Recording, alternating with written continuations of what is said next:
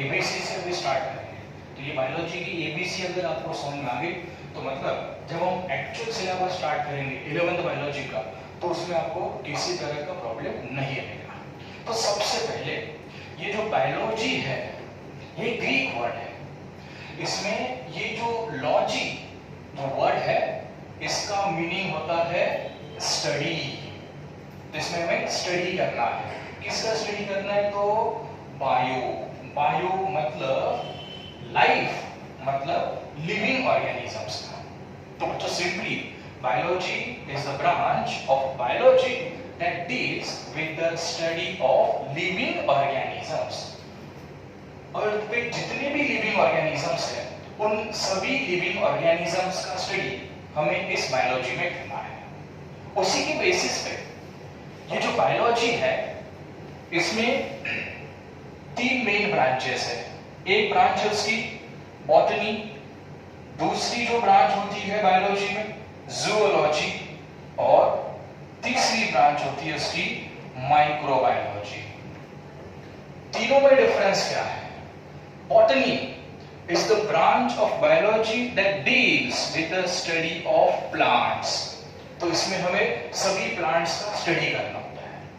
Zoology is the branch of biology that deals with the study of animals। और एक है microbiology। Microbiology means it's a branch which deals with the study of microorganisms। तो बच्चों bacteria, viruses, ये जो living organisms है इनको क्या कहा जाता है? Micro organisms. Micro organisms means those organisms which can not be seen bye naked eyes. अगर हमें उस ऑर्गेनिज्म को देखना है तो हमारे पास क्या होना चाहिए? Microscope. Bacteria, viruses, algae, fungus, ये सब माइक्रो ऑर्गेनिजम्स के एग्जांपल्स हैं। लेकिन अभी देखो बच्चों, ऑर्गेनिज्म कोई भी हो, प्लांट, एनिमल या फिर माइक्रो ऑर्गेनिज्म, किसी भी लिविंग ऑर्गेनिज्म का जो सबसे बेसिक यूनिट है, मतलब बायोलॉजी की स्टार्ट कहां से होगी? सेल से।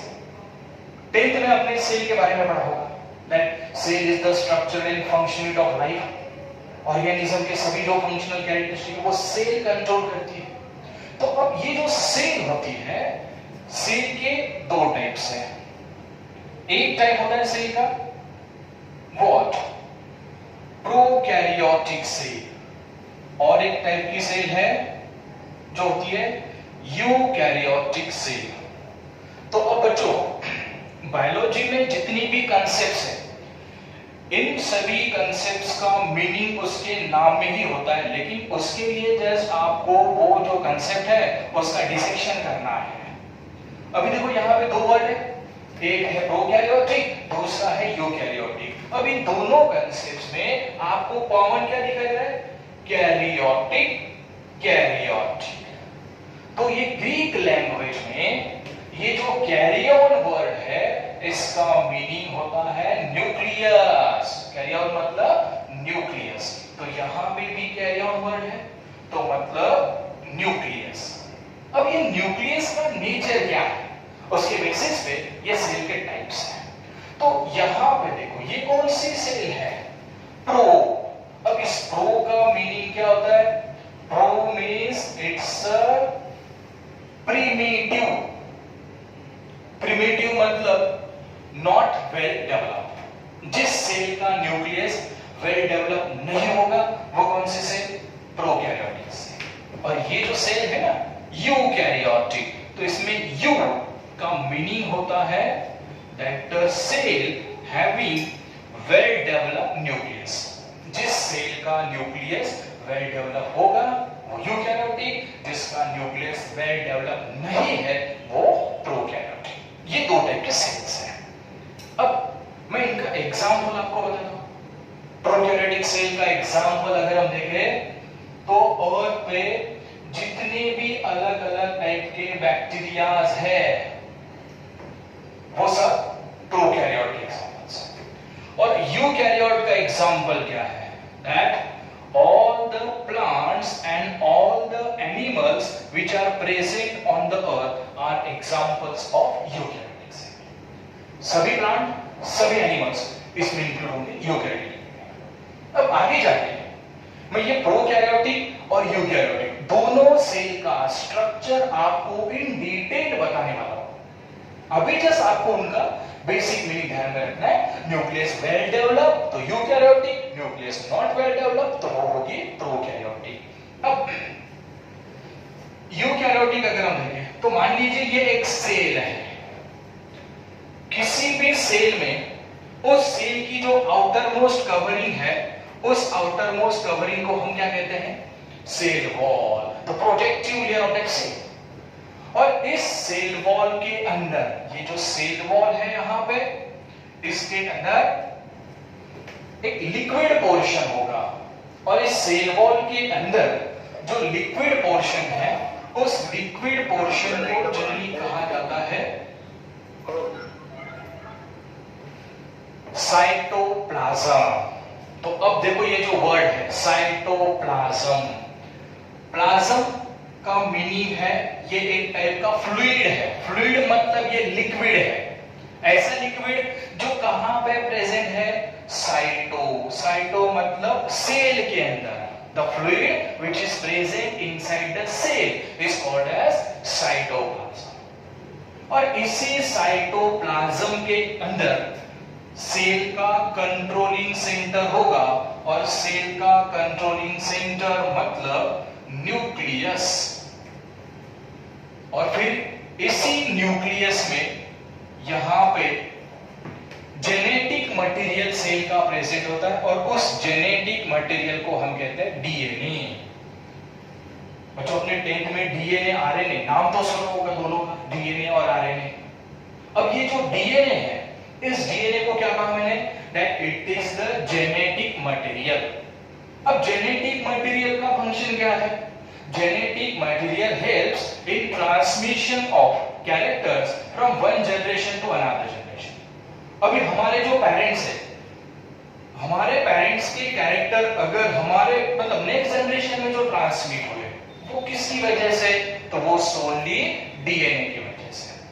तो जस्ट मैं डीएनए और आरएनए इन दोनों में क्या डिफरेंस है वो पहले बता रहा हूं, ठीक है? अब डीएनए कहां पे प्रेजेंट है? न्यूक्लियस के अंदर। तो केमिकली देखो बच्चों, डीएनए का मीनिंग मैं पहले आपको बताता हूं। That DNA that is deoxyribose. N मतलब nucleic and A means acid. तो ये हो गया डीएनए, डीऑक्सीराइबोज न्यूक्लिक एसिड। और एक जो न्यूक्लिक एसिड सेल में होता है वो क्या है? RNA.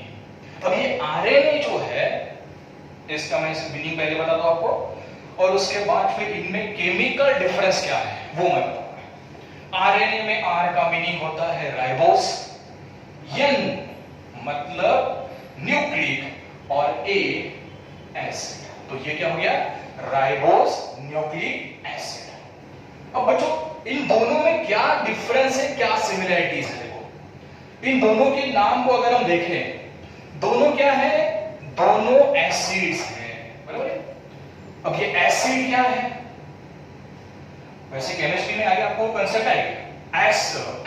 Acids, acids are those substances which on ionization gives H+ ion. Acid मतलब ये ऐसे सब्सटेंसेस होते हैं इनका अगर आयोनाइजेशन होता है तो वो H+ आयन डोनेट करते हैं, ठीक है? H+ आयन अगर उन्होंने डोनेट कर दिए तो इसका मतलब वहां से पॉजिटिव चार्ज निकल गया। पॉजिटिव चार्ज निकल गया मतलब उस पे चार्ज कौन सा बचा? Negative charge. तो इसका मतलब ये हमेशा आपको ध्यान में रखना है कि कोई भी केमिकल अगर वो एसिड है तो समझ लेना कि उस पे नेगेटिव चार्ज है। तो देखो डीएनए पे भी क्या? डीएनए भी क्या है? एसिड है मतलब नेगेटिव चार्ज। आरएनए भी क्या है? एसिड है मतलब नेगेटिव चार्ज। ये तो कॉमन वर्ड हो गया। और इन दोनों में कॉमन क्या है? न्यूक्लिक, न्यूक्लिक, क्योंकि ये दोनों कहां पे प्रेजेंट है? न्यूक्लियस के अंदर। तो इसलिए दोनों क्या हो गए? Nucleic acid, nucleic acid. अब जो केमिकल डिफरेंस इन दोनों में है डीएनए और आरएनए में, तो उसमें से जो डीएनए है देखो ये है डीऑक्सीराइबोस और आरएनए में क्या बताया मैंने? राइबोस। अब ये डीऑक्सीराइबोस और राइबोस क्या है?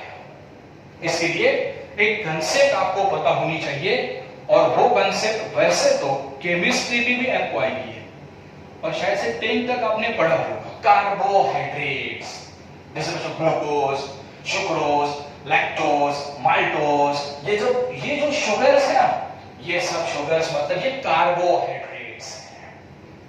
अब कार्बोहाइड्रेट का मैं सिंपल मीनिंग आपको बताता हूं। यहां पे देखो, हाइड्रेट्स, हाइड्रेट मतलब water, that is what, H2O। Hydrate का मीनिंग क्या हो गया, वाटर। हाइड्रेट किसका, कार्बन का, तो ये C। तो बच्चों हम कार्बोहाइड्रेट किसे कहने वाले हैं? कार्बोहाइड्रेट मतलब क्या है, जिस सब्सटेंस में कार्बन, हाइड्रोजन, ऑक्सीजन ये 3 कंपोनेंट्स होंगे, और उसमें भी हाइड्रोजन और ऑक्सीजन का रेशो क्या होना चाहिए, 2:1।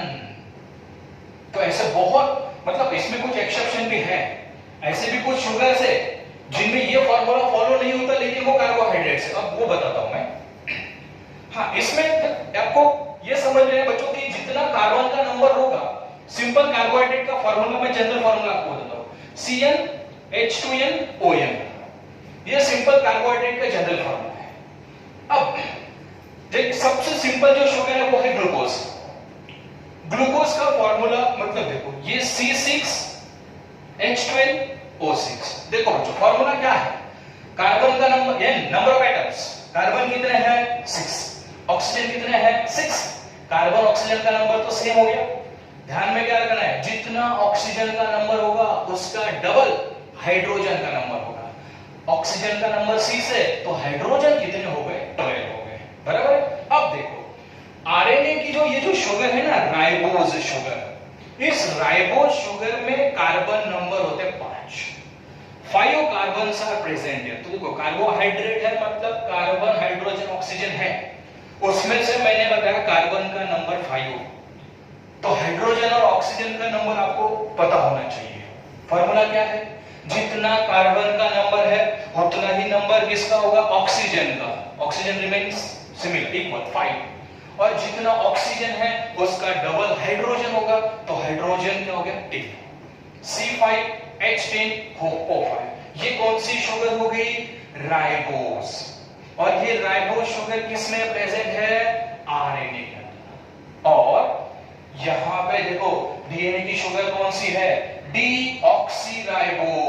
देखो बच्चों, इसमें भी क्या आ गया, राइबोज वर्ड आ गया, लेकिन इस राइबोज में से D means there is removal.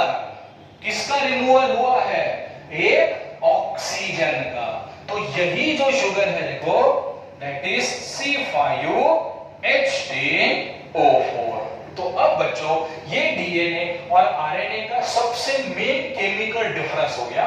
DNA की शुगर है C5H10O4, आरएनए की शुगर राइबोज C5H10O5। ये डीएनए आरएनए का केमिकल डिफरेंस।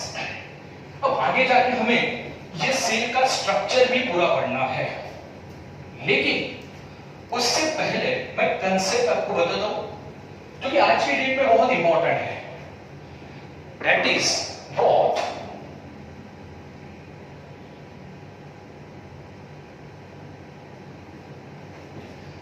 इम्यूनिटी। अब बच्चों, आपको इम्यूनिटी का मीनिंग अब तो बताने की जरूरत नहीं, कोरोना की वजह से अब सब इम्यूनिटी। देखो, इम्यूनिटी क्या है, that is the resistance power. हमारे बॉडी की जो रेजिस्टेंस पावर है, उस रेजिस्टेंस पावर को हम क्या कहते हैं, इम्यूनिटी। मतलब हमारे बॉडी में कोई भी मॉलिक्यूल अगर बाहर से आता है तो वो हमारे बॉडी को अटैक करेगा, लेकिन हमारी बॉडी इमीडिएट, और हमारी बॉडी भी क्या करती है, उसको अपोज करती है। सो immunity is the ability of our body to resist, to oppose the attack of that foreign molecule. इस इम्यूनिटी के कंसर्न में मैं आपको बताऊं कि इम्यूनिटी हमारे बॉडी में इंपॉर्टेंट क्यों है। तो ये इम्यूनिटी के कंसर्न में इंपॉर्टेंट सेल्स है हमारे ब्लड में जो होते हैं, वो है WBCs। अब 10th में लाइफ प्रोसेस से सेल्स में आपने सर्कुलेटरी सिस्टम में देखा होगा। तो जो सर्कुलेटरी सिस्टम है, उस सर्कुलेटरी सिस्टम में हमारा जो ब्लड है, इस ब्लड के अंदर 3 टाइप की सेल्स होती है, आरबीसी, डब्ल्यूबीसी, प्लेटलेट। उसमें से ये है डब्ल्यूबीसी।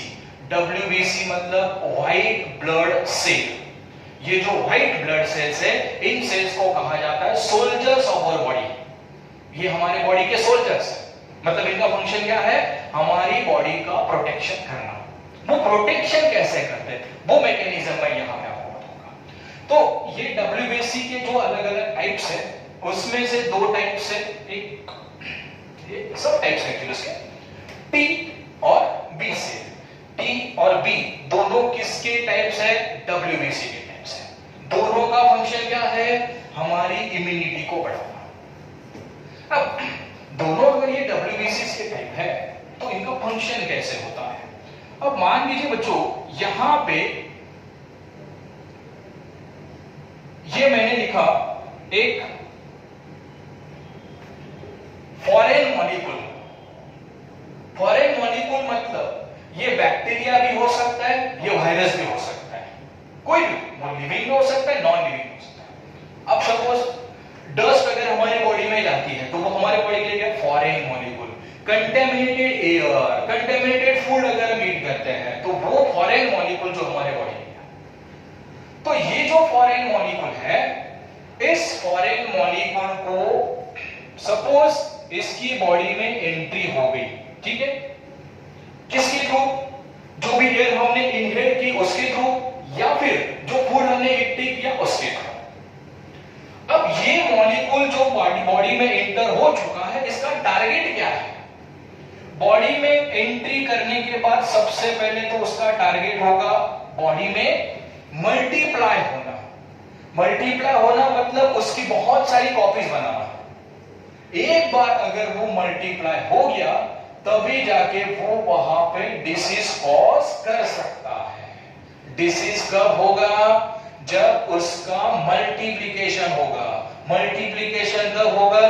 जब उसकी बॉडी में एंट्री होगी। लेकिन एंट्री होने के बाद इमीडिएटली वो फॉरेन मॉलिक्यूल हमारी बॉडी को अटैक नहीं कर सकता, क्योंकि उसको अपोज करने के लिए हमारे बॉडी में डब्ल्यूबीसी के 2 टाइप्स है, एक टी सेल और एक बी सेल। अब दोनों का फंक्शन मैं बताता हूं, उसके बाद फिर ये इम्यूनिटी कैसे डेवलप होती है हमारे बॉडी के अंदर, उसकी मैकेनिज्म समझ में आएगी। तो अब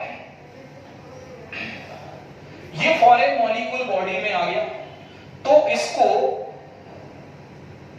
सिंपल वर्ड में यहां पे यूज करता, तो that foreign molecule is identified by T cell.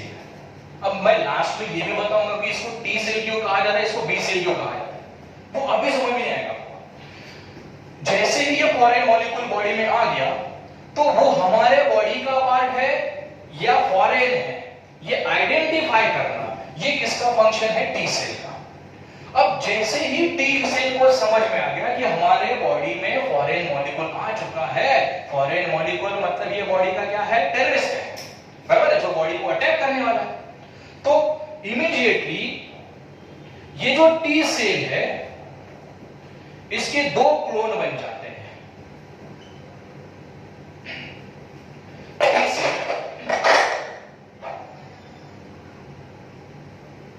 और उसका दूसरा टाइप है किलर टी सेल। एक देखो, पहला टाइप क्या बताया मैंने टी सेल का? TH cell. तो ये जो H है, इस H का मीनिंग क्या होता है? That is helper T cell. मतलब ये सेल क्या करने वाली है? हेल्प करने वाली है। किसको हेल्प करेगी ये? टी सेल को। टी सेल को क्या हेल्प करेगी? वो टी सेल के पार्टनर को सिग्नल देगी। टी सेल का पार्टनर कौन? ये दूसरी सेल। कौन सी सेल है ये? B cell. तो ये जो टी हेल्पर सेल है, इसका रोल क्या बताया मैंने? ये टी हेल्पर सेल वहां पे एक्टिवेट करती है किसको? बी सेल को। और फिर ये जो बी सेल है, ये बी सेल वहां पे प्रोड्यूस करती है the defensive proteins of our body that are called as antibodies। अब ये एंटीबॉडीज क्या है? एक बार मैं फिर से मैकेनिज्म पहले बताता हूं। ये फॉरेन मॉलिक्यूल था, सपोज ये बैक्टीरिया है, ये वायरस है, ये बॉडी में आ गया। जैसे ये बॉडी में आ जाता है तो उसको आइडेंटिफाई करना कि ये हमारे बॉडी का पार्ट नहीं है। ये किसका फंक्शन? टी सेल का। जैसे ही टी सेल को ये समझ में आ गया कि ये तो हमारे बॉडी का पार्ट है ही नहीं, तो टी सेल उसकी दो कॉपी बना लेती है, दो क्लोन बन जाते हैं टी सेल। एक क्लोन क्या है उसका? टीएच, और दूसरा क्लोन क्या है? Killer T cell. अब ये टीएच, एच का मीनिंग क्या होता है? मैंने हेल्पर, क्योंकि ये सेल हेल्प करने वाली है। किसको? टी सेल को। टी सेल को कैसे हेल्प करेगी? तो वो टी सेल के पार्टनर को सिग्नल देती है। टी सेल का पार्टनर कौन है? B cell. टी सेल का partner B cell. B cell को उसने सिग्नल दे दिया। क्या सिग्नल दे दिया है? That terrorist is enter in your body, so get ready for encounter. क्या सिग्नल मिला बी सेल को? कि टेररिस्ट बॉडी में आ चुका है, सो गेट रेडी फॉर एनकाउंटर। किसको सिग्नल मिला? बी सेल को। फिर जाके ये जो बी सेल है, ये बी सेल क्या करेगी? It produce the defensive proteins of our body. ये हमारे बॉडी के डिफेंसिव प्रोटीन्स प्रोड्यूस करती है, और इस डिफेंसिव प्रोटीन्स को कहा जाता है army proteins of our body.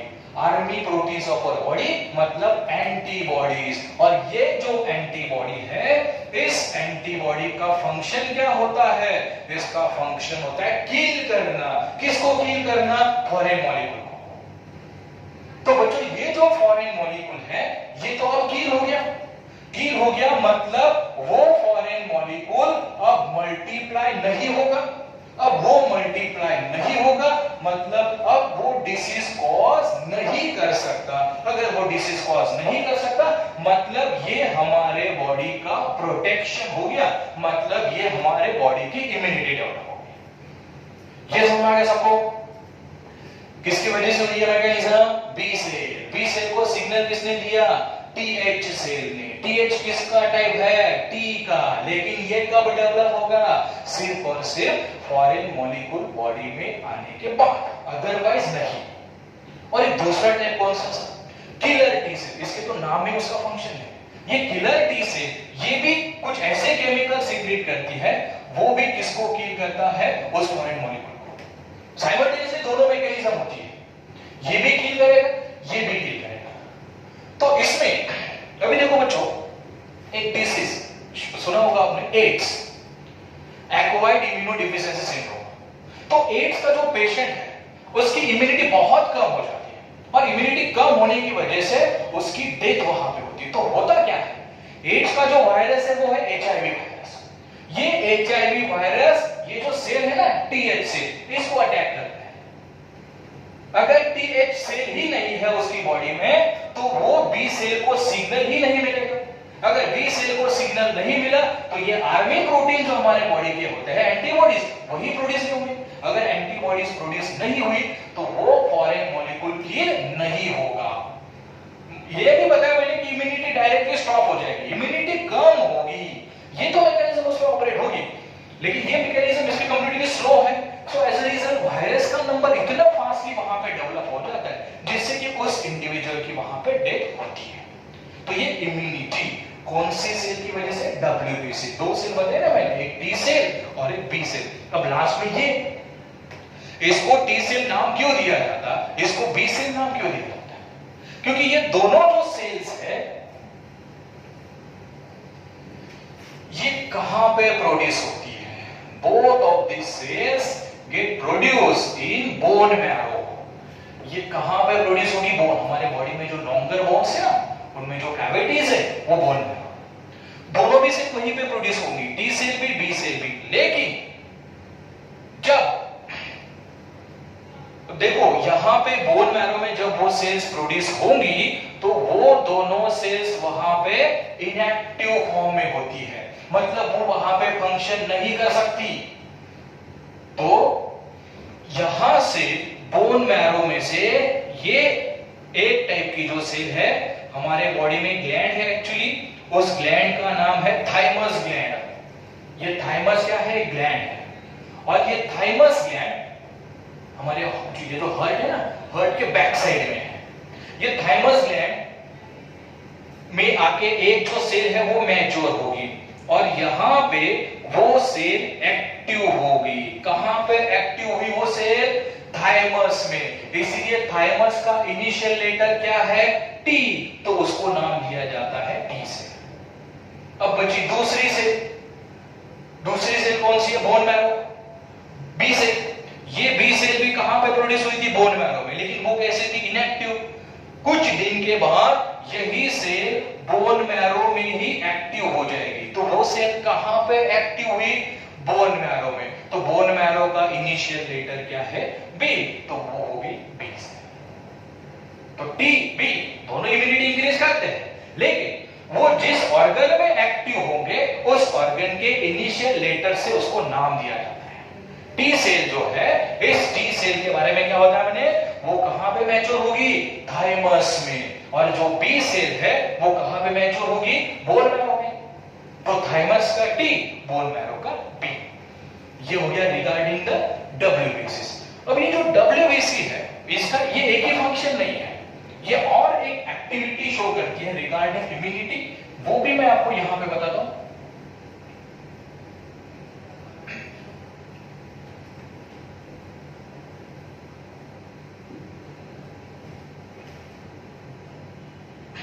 यहां पे अभी ये दो जो प्रोसेसेस है, एक फैगोसाइटोसिस और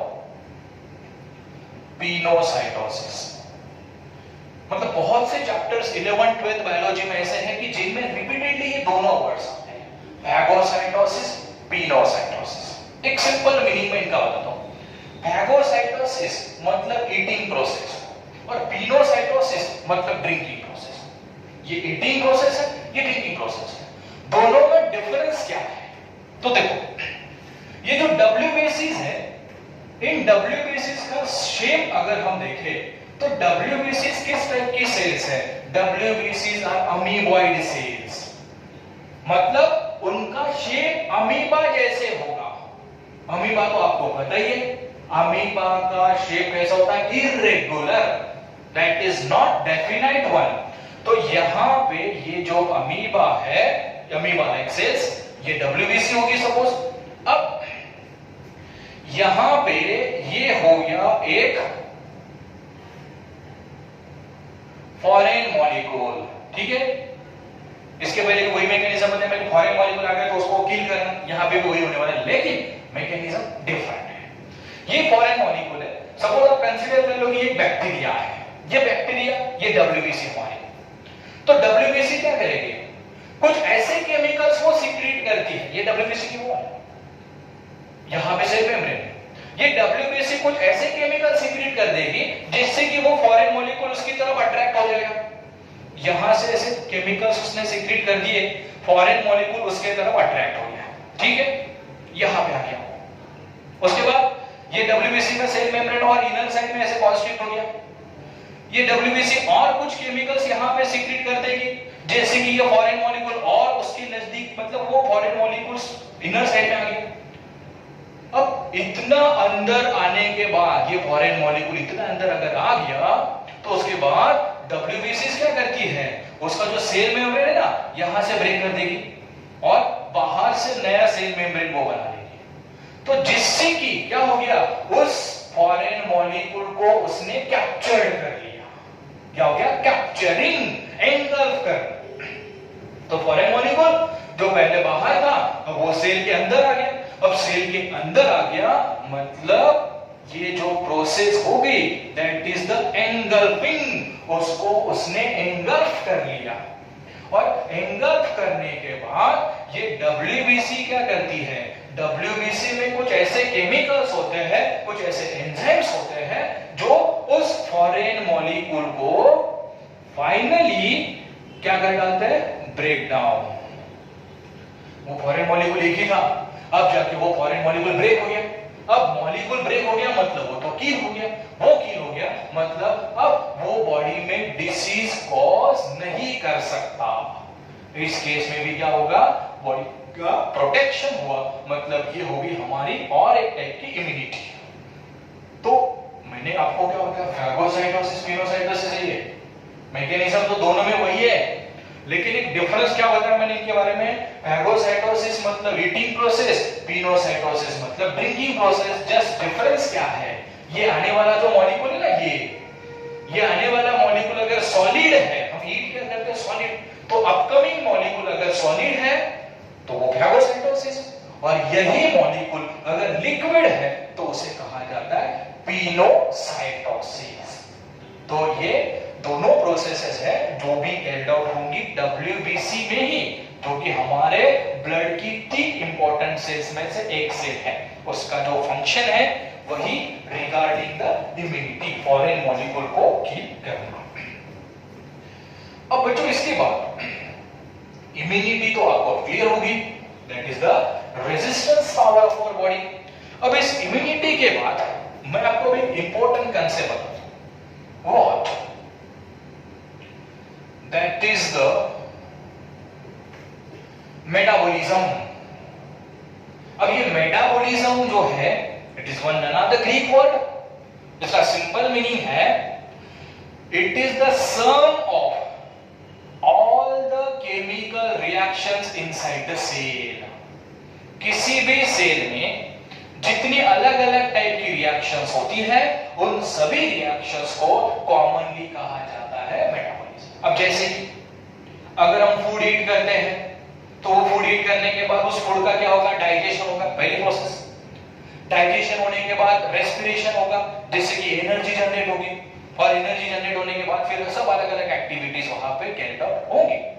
तो किसी भी सेल में जितनी भी रिएक्शंस है, उन सभी रिएक्शंस को कॉमनली कहा जाता है मेटाबॉलिज्म। अब ये जो मेटाबॉलिज्म है, मेटाबॉलिक रिएक्शंस है सेल में, हर एक सेल, अगर मान लीजिए ये सेल है, उस सेल में अगर मेटाबॉलिक रिएक्शन हुई तभी वो सेल सरवाइव कर पाएगी, तभी वो लाइव रहेगी। अगर किसी सेल में मेटाबॉलिक एक्टिविटीज नहीं हुई तो वो जो सेल है उस सेल की डेथ हो जाएगी। The cell will get die if metabolic reactions will not occur. तो ये मेटाबॉलिज्म जो है इसके 2 टाइप्स हैं, सिंपल, दोनों बिल्कुल एक दूसरे के अपोजिट है, कैटाबॉलिज्म और एनाबॉलिज्म। ये दोनों जो वर्ड्स हैं एंटोनिम्स है एक दूसरे के, बिल्कुल अपोजिट। क्या मैं पहले का सिंपल मीनिंग बता दूं, उसके बाद रिएक्शन, उसके बाद एग्जांपल। ये जो कैटाबॉलिज्म है, इस कैटाबॉलिज्म का सिंपल मीनिंग होता है व्हाट, द ब्रेकडाउन रिएक्शन। किसी भी मॉलिक्यूल का अगर ब्रेकडाउन होता है तो वो कैटाबॉलिज्म, और अगर कोई मॉलिक्यूल का वहां पे सिंथेसिस होता है तो वो एनाबॉलिज्म। ब्रेकडाउन हुआ कैटाबॉलिज्म, सिंथेसिस हुआ एनाबॉलिज्म। अब मैं रिएक्शन के फॉर्म में आपको समझाता हूं। कैटाबॉलिज्म मतलब क्या होगा बच्चों, अब यहां पे मैंने ये लिखा AB, ये एक मॉलिक्यूल है, इसमें A और B 2 एटम्स हैं, और दोनों एटम्स एक दूसरे को लिंक है, बराबर। अब यहां पे अगर रिएक्शन होती है तो रिएक्शन होने के बाद उसमें जो दोनों एटम्स थे, दोनों के बीच का जो बॉन्ड है वो ब्रेक हो जाएगा, जिससे कि वो वहां पे दोनों जो एटम्स थे दोनों अलग अलग हो गए। A plus B, A B दोनों सेपरेट हो गए, जिसकी उसका मतलब उस मॉलिक्यूल का क्या हुआ, ब्रेकडाउन हुआ। और ये जो ब्रेकडाउन होता है बायोलॉजिकली, उसमें वर्ड जो हैगा वो होगा कैटाबॉलिज्म। उसका फिर दूसरा है एनाबॉलिज्म। एनाबॉलिज्म का मीनिंग क्या है, सिंथेसिस, बिल्कुल इसके अपोजिट है वो। सिंथेसिस में क्या होगा, देखो ये A plus B gives rise to AB, ठीक है। ये रिएक्टेंट साइड है, ये प्रोडक्ट साइड है। रिएक्टेंट साइड में A और B ये 2 अलग अलग एटम्स है, ठीक है। रिएक्शन होने के बाद क्या हुआ, ये दोनों एक दूसरे को ज्वाइन हो गए, ठीक, दोनों एक दूसरे को ज्वाइन हो गए। इसका मतलब नया मॉलिक्यूल वहां पे सिंथेसाइज होगा, नया कंपाउंड वहां पे सिंथेसाइज हुआ। तो ऐसी कोई भी रिएक्शन जिसमें नया मॉलिक्यूल अगर सिंथेसाइज होता है तो उसको कहा जाता है एनाबॉलिज्म। अब बायोलॉजिकल एग्जांपल्स में इनके आपको बताता हूं।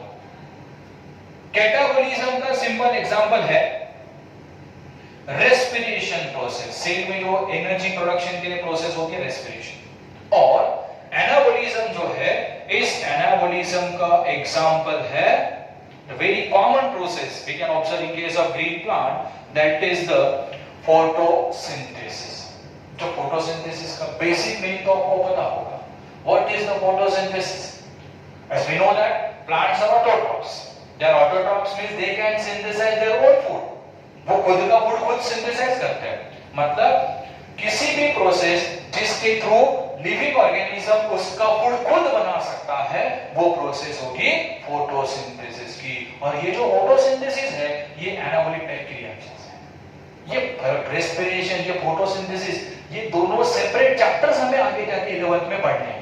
तो ये जस्ट मैंने आपको मेटाबॉलिज्म का मीनिंग बताया। अब मेटाबॉलिक रिएक्शंस में और इंपॉर्टेंट जो लाइफ प्रोसेस होगी जिसके सिवा मेटाबॉलिक रिएक्शंस हो ही नहीं सकती, और वो प्रोसेस है what? That is the nutrition. अब बच्चों ये न्यूट्रिशन क्या है? सिंपल मीनिंग बता दो, process of intake of nutrient. जिस प्रोसेस में हम न्यूट्रिएंट इनटेक करते हैं, जैसे कि अगर हमने फूड ईट किया तो वो क्या न्यूट्रिएंट्स इनटेक कर लिए, तो ये न्यूट्रिएंट इनटेक करने की जो प्रोसेस है वो है न्यूट्रिशन। अब ये जो न्यूट्रिशन है इसके बेसिस पे अगर हम देखें तो लिविंग ऑर्गेनिजम्स को दो ग्रुप में कैटेगराइज किया जाता है।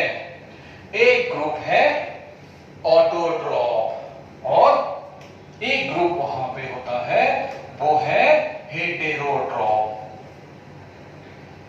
इनका मीनिंग आपको पता होगा, लेकिन हमें इनके सब टाइप्स भी अब पढ़ने हैं। ऑटोट्रॉफ का मैं सिंपल मीनिंग बता दूं।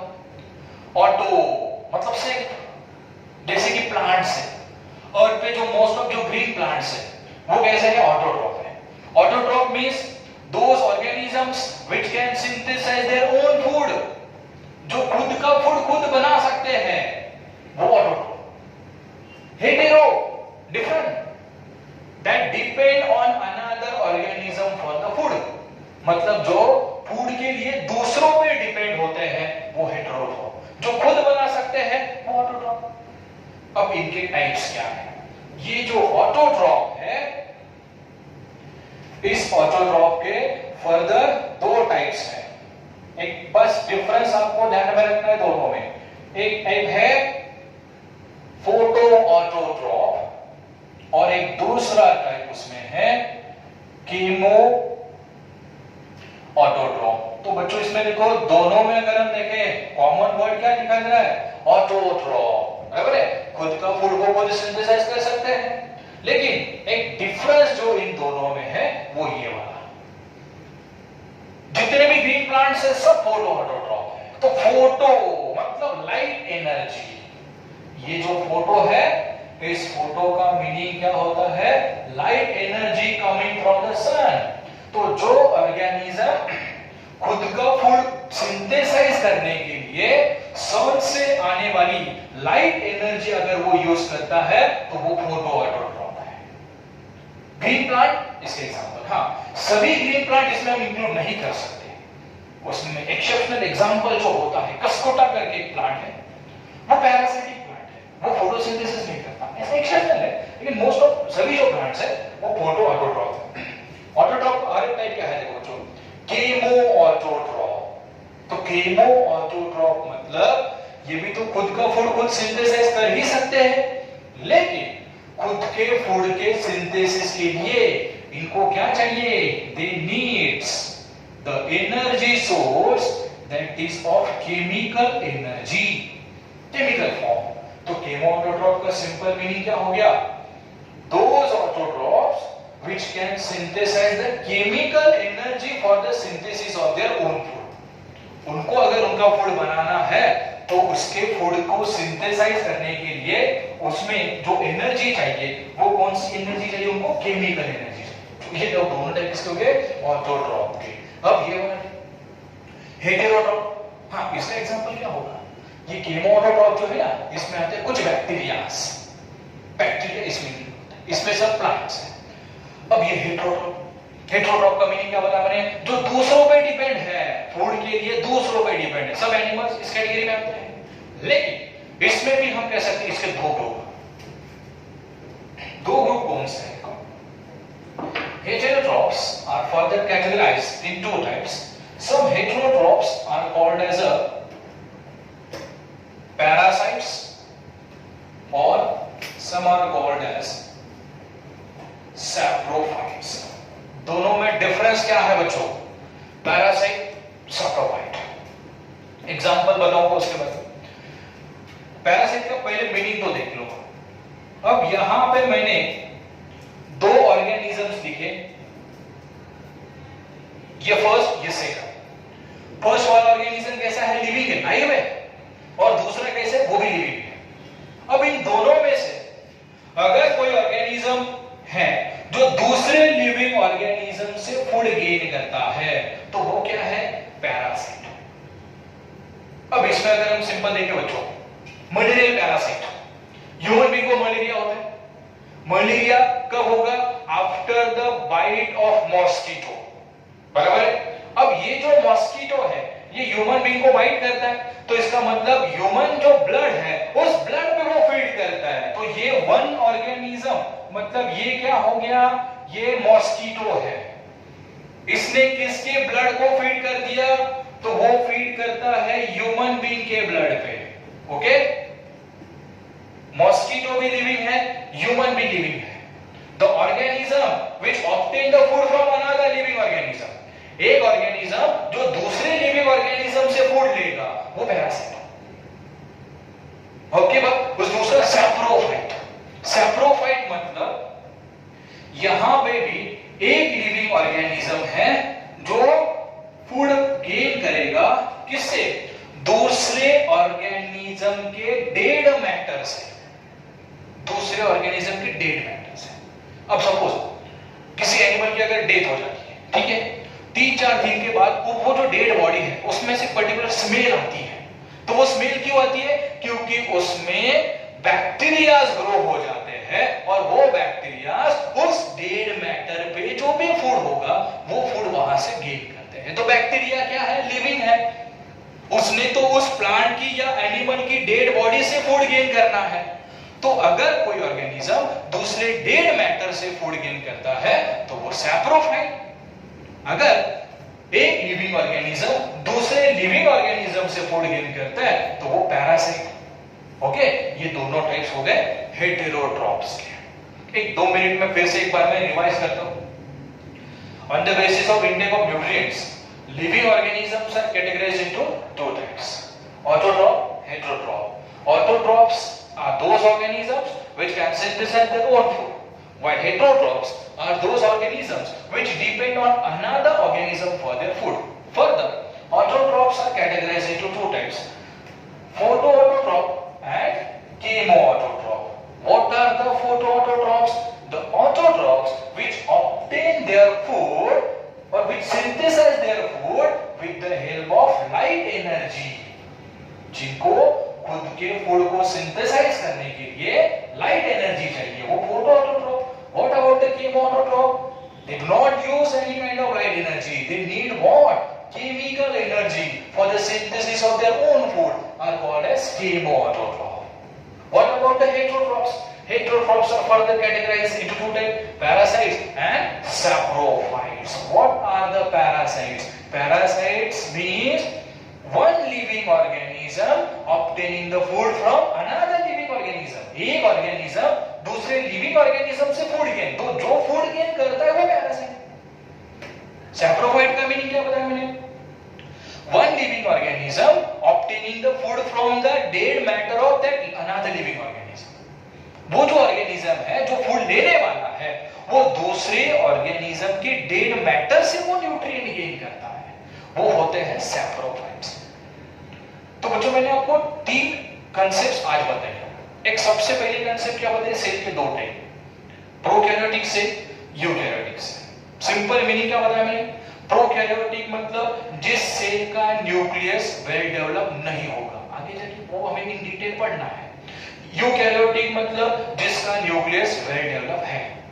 उसके बाद मैंने डीएनए और आरएनए के बीच में डिफरेंस आपको कैरेक्टरिस्टिक बताई, जिसमें जो दोनों तो एसिड ही है, दोनों में नेगेटिव चार्ज भी है, लेकिन अब वैसे तो अभी ये जो मैं कंसेप्ट अभी आपको बता रहा हूँ इन डिटेल तो हम अगले लेक्चर में पढ़ेंगे, जस्ट उसके इंट्रोडक्टरी पार्ट में आपको बताता हूँ। और शायद से आपने वो नाम भी सुना होगा, व्हाट, क्रोमोसोम्स।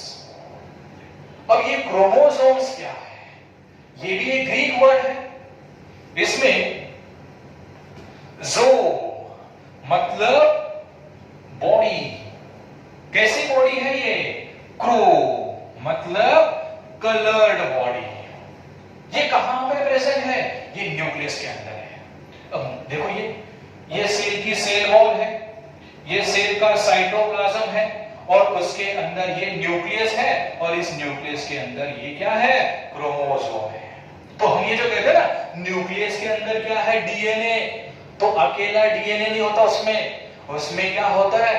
क्रोमोसोम। और इस क्रोमोसोम के अंदर ये दो कंपोनेंट्स है, एक होता है डीएनए और दूसरा जो प्रोटीन है वो है हिस्टोन प्रोटीन। जस्ट एक 5 मिनट में ये पॉइंट मैं आपको इंट्रोडक्टरी पार्ट बता दूं इसका। तो हम क्या देख रहे हैं?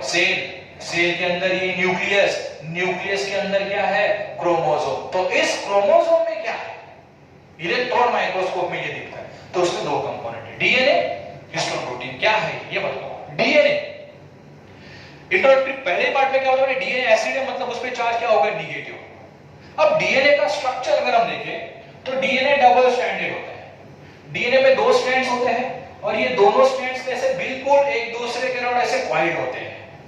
अब इसमें एसिड है तो नेगेटिव चार्ज, यहां पे भी एसिड है, नेगेटिव चार्ज। तो डीएनए के दोनों स्ट्रैंड में एसिड है, मतलब नेगेटिव चार्ज। अब आपने ये तो पढ़ा होगा कि दो मॉलिक्यूल्स है, दोनों में अगर चार्ज सेम है तो उसमें रिपल्शन होना चाहिए, अट्रैक्शन नहीं होगा, रिपल्शन होगा। अगर चार्ज सेम है तो अपोजिट चार्ज है तो क्या होगा? अट्रैक्शन होगा। सिमिलर चार्ज है तो क्या होगा? रिपल्शन होगा। अब डीएनए के अंदर दो स्ट्रैंड है, दोनों स्ट्रैंड्स में क्या है? एसिड है। एसिड है मतलब चार्ज तो सेम हो गया, लेकिन इसमें रिपल्शन नहीं होगा। रिपल्शन क्यों नहीं होगा? न्यूक्लियस के अंदर जो क्रोमोसोम है उसमें डीएनए अकेला नहीं होता, उस डीएनए के साथ ये स्पेशलाइज्ड प्रोटीन से।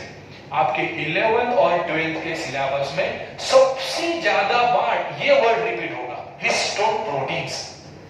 ये प्रोटीन्स है हिस्टोन, ये बेसिक प्रोटीन्स है। जैसे कि डीएनए एसिड था इसलिए नेगेटिव चार्ज, ये हिस्टोन प्रोटीन बेसिक है, उस पे पॉजिटिव चार्ज। तो अब देखो बच्चों, डीएनए का चार्ज कौन सा? नेगेटिव। हिस्टोन प्रोटीन का चार्ज कौन सा? Positive. Negative positive, negative positive. अब चार्ज अपोजिट हो गया, अपोजिट चार्ज होने की वजह से अब रिपल्शन नहीं होगा, अब अट्रैक्शन होगा। और ये जो प्रोटीन्स बताए ना मैंने, ये सिर्फ और सिर्फ यूकैरियोट्स में होते हैं, ये प्रोकैरियोट्स में नहीं होते। समझ में आ गया सबको? तो ये क्रोमोसोम है, ये अगले लेक्चर में हमें इन डिटेल पढ़ना है।